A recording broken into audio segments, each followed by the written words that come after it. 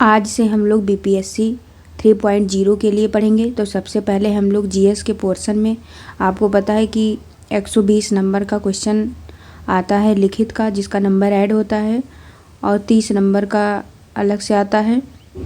तो 120 नंबर की तैयारी करने के लिए आप लोग मेरे चैनल को फॉलो कर सकते हैं। जैसे हम लोग ये एनसीईआरटी का सिलेबस पूछता है, तो इसका सार संग्रह देखेंगे। ये बुक्स का आप देख लीजिए रिव्यू, यह पूरा अच्छे से इसमें दिया है। ये बहुत जो मेरे क्लास की लड़कियां मतलब बनी हैं, वो इसी बुक्स को मतलब फॉलो की थी, उसी से उनका नंबर बहुत अच्छा आया और पहले अटैम्प्ट में ही उनका सिलेक्शन हो गया है। तो ये महेश कुमार बड़वाल की किताब है, उसी को हम लोग देखेंगे। तो आप इसका पूरा अच्छे से देख सकते हैं। ये एनसीईआरटी का सार संग्रह है, ये यहाँ पे, ठीक है। फिर देखो कहाँ से पढ़ेंगे, यहाँ से देख लीजिए, पूरा रिव्यू मैंने दे दिया है, आप लोग देख सकते हैं इसको। तो इसमें देखिए भारतीय अर्थव्यवस्था में क्या क्या चैप्टर है, जैसे कि ये दिया है भारत का संवैधानिक विकास, संविधान के विभिन्न प्रावधान, और इधर भूगोल दिया है। और इसमें पूरा एकदम अच्छे से दिया है, आप लोग देखते रहिएगा। फिर देखिए इधर विज्ञान प्रौद्योगिकी भी दिया है, मतलब अगर इतना आप पढ़ लिए तो फिर कुछ छूटेगा नहीं, ठीक। तो आज हम लोग भारतीय अर्थव्यवस्था शुरू करेंगे, ठीक। तो देखिए भारतीय अर्थव्यवस्था मतलब इंडियन पॉलिटी, भारत का संवैधानिक विकास मतलब constitutional development of India.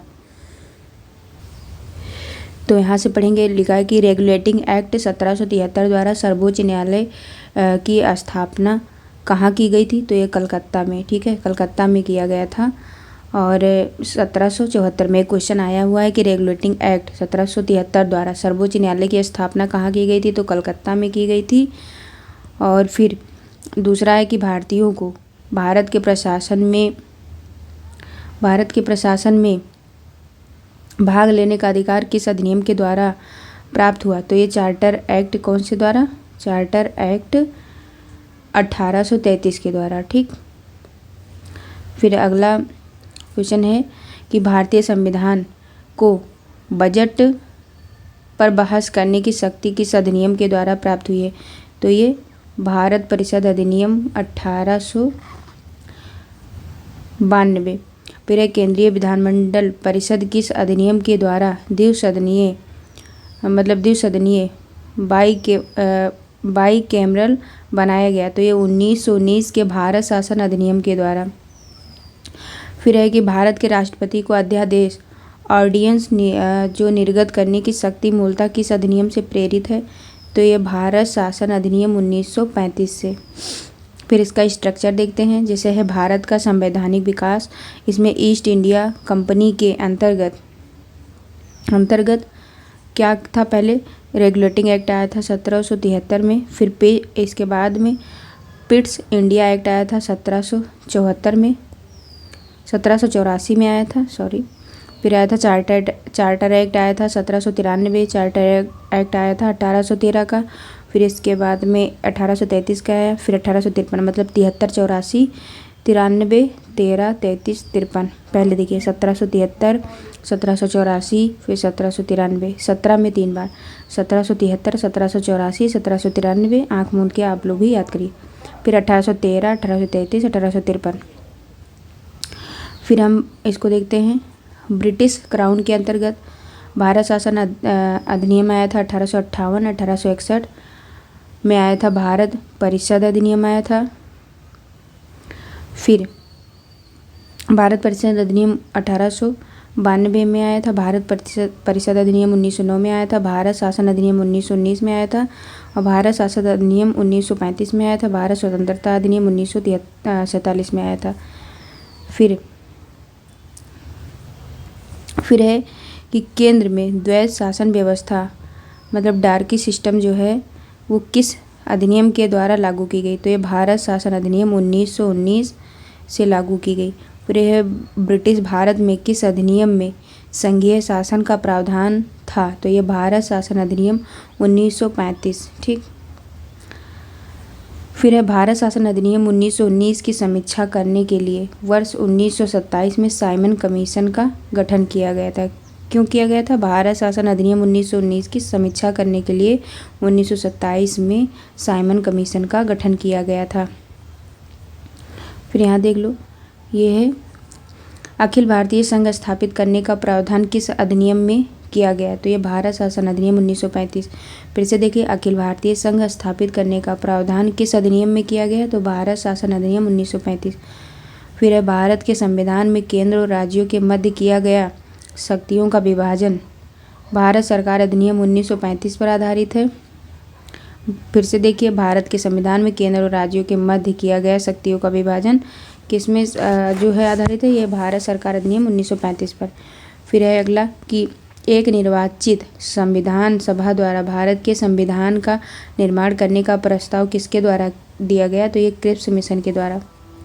Cripps mission जब आया था भारत में, तब क्या करने के लिए आया था? एक निर्वाचित संविधान सभा द्वारा ये भारत के संविधान का निर्माण करने का प्रस्ताव, जो अगर कोई क्वेश्चन आता है कि जो है संविधान का निर्माण करने का प्रस्ताव किसके द्वारा किया गया था, तो क्रिप्स मिशन के द्वारा। फिर अगला है कि भारतीय संविधान सभा का गठन किसके अंतर्गत किया गया था? तो एक कैबिनेट मिशन आई थी 1946 ईस्वी के अंतर्गत। फिर है कैबिनेट मिशन द्वारा प्रस्तुत योजना के अनुसार संविधान सभा में प्रांतों से प्रतिनिधियों का निर्वाचन किस अनुपात में था? तो ये 10 लाख की जनसंख्या पर एक सदस्य चुने जाते थे। फिर भारतीय संविधान का निर्माण करने वाले संविधान सभा के सदस्यों का चुनाव किसके द्वारा किया गया था? तो विभिन्न प्रांतों की विधानसभाओं द्वारा। अंतरिम सरकार देखते हैं, ये बहुत आता है, ये 1946 का है कि सदस्य मतलब जवाहरलाल नेहरू उस समय धारित विभाग के किससे संबंधित थे? राष्ट्रमंडल संबंध तथा विदेशी मामले से संबंधित। जवाहरलाल नेहरू संबंध किससे था? विदेशी। जवाहरलाल नेहरू विदेशी याद रखना। जवाहर लोग जो थे वो विदेश में पहुँच जाते हैं। फिर सरदार वल्लभ भाई पटेल ये थे गृह, सूचना एवं प्रसारण, ठीक है, इन्होंने एकीकरण का नियम दिया था। फिर है राजेंद्र प्रसाद जो थे वो खाद्य एवं कृषि मंत्री थे। जान मथाई है उद्योग एवं नागरिक आपूर्ति के मंत्री थे। जगजीवन श्रम मतलब पूरे जग जीवन श्रम करना चाहिए, ठीक, इससे ट्रिक बना लीजिए, जग जीवन श्रम करना चाहिए। फिर सरदार बलदेव सिंह रक्षा, जिसके बल होता है वही रक्षा करता है, ठीक, तो इसे याद रखो। फिर लियाकत अली खान, ये मतलब वित्त मंत्री थे। मिरुल्लाह थे पतले, तो ये इनके वित्त मतलब पैसे रुपए वाला जो संबंध था उसको देख रेख करते थे। फिर सी राजगोपालाचारी शिक्षा एवं कला, ठीक। हाँ, अगला देखते हैं, ये कौन सा पेज है? पेज नंबर नहीं दिया है इसमें। फिर देखो इधर,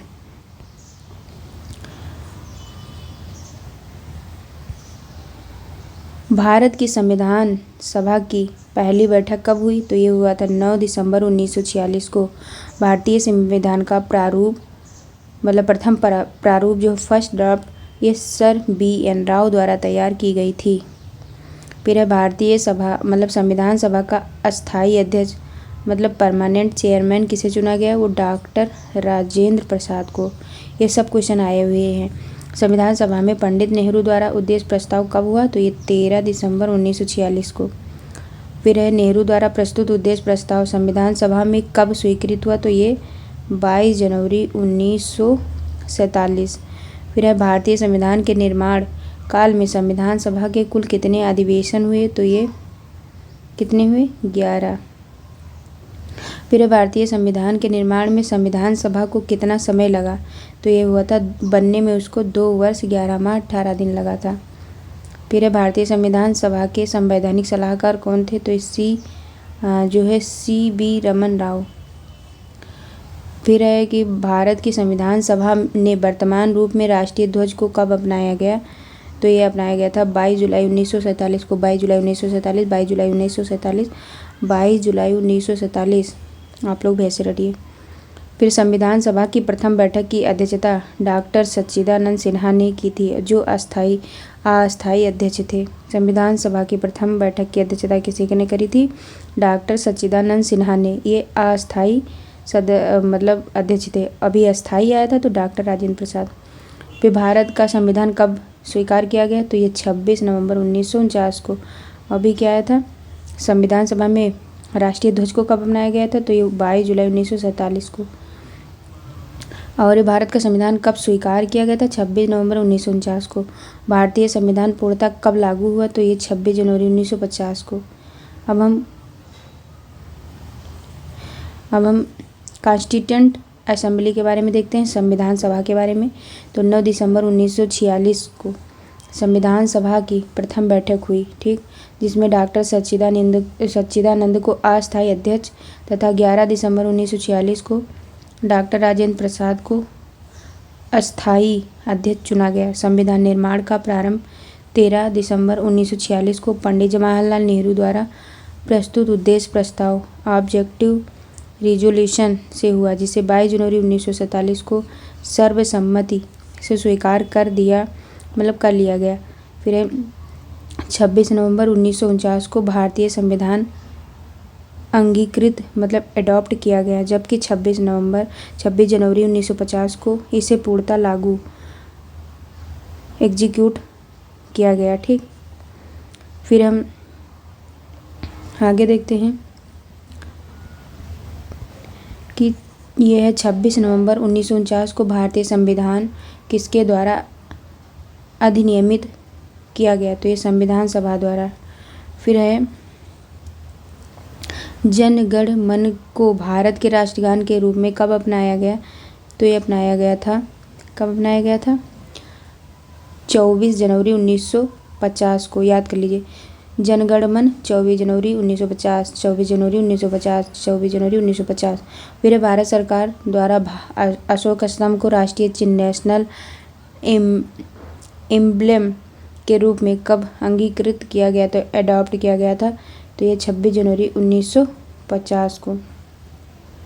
फिर संविधान सभा की सलाहकार समिति एडवाइजरी कमेटी के अध्यक्ष कौन थे, तो ये सरदार वल्लभ भाई पटेल थे। संविधान सभा की सलाहकार कौन थे, सरदार वल्लभ भाई पटेल। ये बहुत अच्छे थे, ये इनकी बहुत सारी स्टोरी है। फिर संविधान सभा की झंडा समिति राजेंद्र प्रसाद, ये अस्थायी अध्यक्ष थे। और झंडा समिति एक प्रकार से दिमाग से टिक बनाओ कि राजेंद्र प्रसाद इकट्ठा बैठ के अस्थायी तौर पे झंडा लिए बैठे हैं, ठीक। फिर है प्रमुख समितियों में उनके अध्यक्ष। संघ जो थे वो जवाहरलाल नेहरू संघ। फिर है संघीय संविधान समिति, जो समिति है वो पंडित जवाहरलाल नेहरू। फिर ये देखो, संघ हो या संघीय हो, इसमें कौन थे, जवाहरलाल नेहरू। फिर है प्रांतीय संविधान की समिति, सरदार वल्लभ भाई पटेल। प्रांत पटेल। फिर है प्रारूप, ये तो सब लोग जानते हैं, भीमराव अम्बेडकर। फिर है मौलिक अधिकारों एवं अल्पसंख्यकों संबंधी परामर्श, गरीबों का थोड़ा बहुत मसीहा, सरदार वल्लभ भाई पटेल कह सकते हैं। फिर है प्रक्रिया नियम समिति, डॉक्टर राजेंद्र प्रसाद, वो अध्यक्ष थे। अस्थाई झंडा समिति के अध्यक्ष थे, और क्या थे, वो प्रक्रिया और नियम समिति के भी अध्यक्ष थे। राज्यों के लिए समिति, पंडित जवाहरलाल नेहरू। फिर है संचालन समिति, डॉक्टर राजेंद्र प्रसाद। देखो, पंडित जवाहरलाल नेहरू, राज्यों के लिए समिति। फिर संघ और संघीय जब आ जाए तब भी जवाहरलाल नेहरू, ठीक है। फिर है संविधान सभा के कार्यों से संबंधित समिति के अध्यक्ष कौन थे, तो ये जीवी मौलंकर थे। डॉक्टर BR अम्बेडकर की अध्यक्षता में संविधान सभा की प्रारूप समिति में 6 अन्य सदस्य थे। N Gopalaswami Ayyangar, doctor KM Munshi, VL Mitra. बाद में इनके स्थान पर N माधवराव, अल्लादी कृष्णा स्वामी अय्यर, सैयद मोहम्मद सादुल्ला तथा DP खेतान। बाद में इनके स्थान पर TT कृष्णमाचारी थे। फिर से देखिए, डॉक्टर BR अम्बेडकर की अध्यक्षता में संविधान सभा की प्रारूप समिति में 6 अन्य सदस्य थे, ठीक। N गोपालास्वामी आयंगर, डॉक्टर कौन थे, N Gopalaswami Ayyangar, doctor KM Munshi, BL Mitra, Alladi Krishnaswami Ayyar, Syed Muhammad Saadulla तथा कौन थे, डीपी खेतान। ये कौन थे, जो बीएल मित्रा, ये बाद में इनके स्थान पर माधवराव आ गए थे। और जो डीपी खेतान हैं, इनके स्थान पर बाद में कौन आया था, टीटी कृष्णमाचारी। फिर देखो, संविधान सभा ने डॉक्टर BR अम्बेडकर की अध्यक्षता में प्रारूप समिति का गठन कब किया था, तो ये किया था 29 अगस्त 1947। फिर से पढ़िए, संविधान सभा ने डॉक्टर BR अम्बेडकर की अध्यक्षता में प्रारूप समिति का गठन किया था। कब किया था, 29 अगस्त 1947 को, 29 अगस्त 1947 को। फिर है डॉक्टर BR अम्बेडकर का संविधान सभा में निर्वाचन किस प्रेसिडेंसी में हुआ, तो ये बम्बई प्रेसिडेंसी में हुआ था। और 1947 से 50, इसके पहले बंगाल प्रेसिडेंसी से 1946-47, ठीक है। फिर देखो, यहाँ हिंदी तथा अंग्रेजी में लिखा गया था, क्या लिखा गया था, कह रहा है कि यहाँ से देखो, भारत का संविधान मूलतः 2 भाषाओं हिंदी तथा अंग्रेजी में लिखा गया था और सभी सदस्यों ने इन दोनों प्रतियों पर हस्ताक्षर किए थे। 3 पेज हो गया। चौथे पेज पर आते हैं। यहाँ से संविधान के विभिन्न प्रावधान या उनके स्रोत के बारे में देखो, भारतीय संविधान में मौलिक कर्तव्यों फंडामेंटल ड्यूटीज का विचार किस देश के संविधान से लिया गया, तो रूस के संविधान से। मौलिक कर्तव्य रूस, ऐसे याद करो 5 बार कहो, मौलिक कर्तव्य रूस, मौलिक कर्तव्य रूस, मौलिक कर्तव्य रूस, मौलिक कर्तव्य रूस, मौलिक कर्तव्य रूस, मौलिक कर्तव्य रूस के संविधान से लिया गया है। फंडामेंटल ड्यूटी रूस। फिर अगला है, भारतीय संविधान में राज्य के नीति निर्देशक तत्वों मतलब directive principle of state policy की संकल्पना किस देश के संविधान से अभिप्रेरित है, तो इसको याद रखो, नीति निर्देशक तत्व आयरलैंड, नीति आयर। देखो, नीति और आयर मिल के एक लैंड मतलब स्थल पर घूमने चले गए, तो यही हो जाएगा नीति निर्देशक। देखो, मुझे याद हो गया, क्या था, मौलिक कर्तव्य रूस, नीति निर्देशक तत्व ये था आयरलैंड, ठीक। फिर है, भारतीय संविधान की प्रस्तावना में सम्मिलित स्वतंत्रता, समानता और बंधुत्व का सिद्धांत मतलब principle of liberty, equality and fraternity किस देश से लिया गया है, तो ये फ्रांस। तीनों कहाँ से लिए गए हैं, फ्रांस। देखो, समानता, स्वतंत्रता, बंधुत्व। फिर से देखो, स्वतंत्रता, समानता, बंधुत्व, ये कहाँ से लिया गया, फ्रांस। थोड़ी सी बारिश हो रही है, आप लोग कृपया क्षमा करिएगा, बारिश के लिए क्या कर सकते हैं। भारत में न्यायिक पुनर्विलोकन जुडिशियल रिव्यू की संकल्पना किस देश से के संविधान से ली गई है, तो संयुक्त राज्य अमेरिका। न्यायिक पुनर्विलोकन संयुक्त राज्य अमेरिका। देखो, इसको ढक लो और सुन देखो, पहले नीति निर्देशक तत्व कहाँ, आयरलैंड, क्योंकि नीति और आयर मिलकर लैंड पे चले गए थे। और ये तीनों समानता, बंधुत्व और क्या था, स्वतंत्रता, ये फ्रांस से। और पहला वाला क्या था, जो है मौलिक कर्तव्य रूस से, ठीक। फिर देखो, भारतीय संविधान एक विशेष संविधान सभा द्वारा निर्मित एक लिखित संविधान है। इस दृष्टिकोण से भारतीय संविधान अमेरिकी संविधान के समतुल्य है। भारतीय संविधान में संवैधानिक संशोधन कॉन्स्टिट्यूशन अमेंडमेंट का प्रावधान किस देश से लिया गया है, तो दक्षिण अफ्रीका से लिया गया है। मतलब संशोधन, कॉन्स्टिट्यूशन अमेंडमेंट किससे लिया गया है, अमेंडमेंट किससे लिया गया बताओ, दक्षिण अफ्रीका। संशोधन करने की प्रक्रिया किस में ली गई है, वो दक्षिण अफ्रीका। याद रखो, दक्षिण अफ्रीका संशोधन, दक्षिण अफ्रीका संशोधन। और न्यायिक पुनर्विलोकन किस में था, संयुक्त राज्य अमेरिका। फिर भूलना नहीं है, संशोधन दक्षिण अफ्रीका, जहां महात्मा गांधी जी गए थे 1915 में, वापस आए थे। फिर देखो, भारत के संविधान में सम्मिलित आपातकालीन उपबंध मतलब इमरजेंसी प्रोविजंस किस देश के संविधान से प्रेरित है, तो जर्मनी के वीमर संविधान से। आपातकालीन जर्मनी के वीमर संविधान से। आपातकालीन, इसको याद रखो, रट्टा मारो। आपातकालीन जर्मनी के बीमर संविधान से जर्मनी आपातकालीन जर्मनी। फिर है शक्तिशाली केंद्र के साथ भारत की संघात्मक व्यवस्था, फेडरल सिस्टम किस देश के संविधान से प्रेरित है? तो कनाडा। ठीक, संघात्मक कनाडा। आपातकालीन जर्मनी। फिर भारत के संविधान में सम्मिलित समवर्ती ऑस्ट्रेलिया। विधि द्वारा स्थापित प्रक्रिया जापान। विधि द्वारा स्थापित प्रक्रिया जापान। देखो विधि याद रखो, विधि द्वारा स्थापित प्रक्रिया जापान के संविधान से। फिर है भारतीय संविधान की प्रस्तावना में सामाजिक, आर्थिक और राजनीतिक न्याय का आदर्श का प्रावधान किससे लिया गया? रूस से सामाजिक, आर्थिक, राजनीतिक न्याय का आदर्श का प्रावधान रूस से।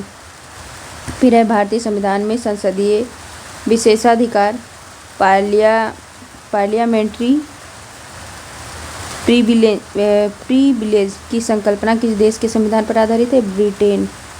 ठीक है, भारतीय संविधान में संसदीय विशेषाधिकार मतलब पार्लियामेंट्री प्रिविलेज, ये किससे? ब्रिटेन से। संसदीय ब्रिटेन। फिर अगला देखो,